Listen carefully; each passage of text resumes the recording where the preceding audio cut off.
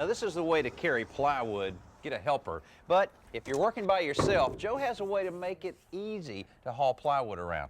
Well, Benny, you know they make little handles and carrying devices for moving sheets of plywood around that you can buy at a hardware store. Right. But I found it's just as easy to make a sling out of a length of rope. What I did is I took a piece of rope, this is about 22 feet long, and I tied the ends together so it's one continuous loop. Okay. Then on the end, I took a length of garden hose. I'd snipped off an old broken garden hose. Looks like a handle. Yeah, and I slipped it through. What this creates is a nice, comfortable carrying handle. Okay.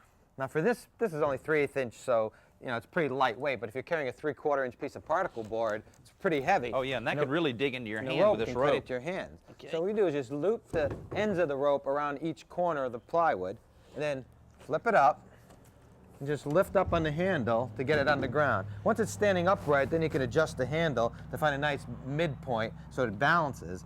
And once you find the center point, you can see you can lift it and carry it really just with one hand. And I guess even if you had a smaller piece of plywood, you could really just retie the rope to shorten it up a little Yep. bit. And even with thin sheets, maybe 1/4 inch, you could probably haul 2 or 3 with something like Yeah, this. absolutely. Give it a try. It works Okay. great.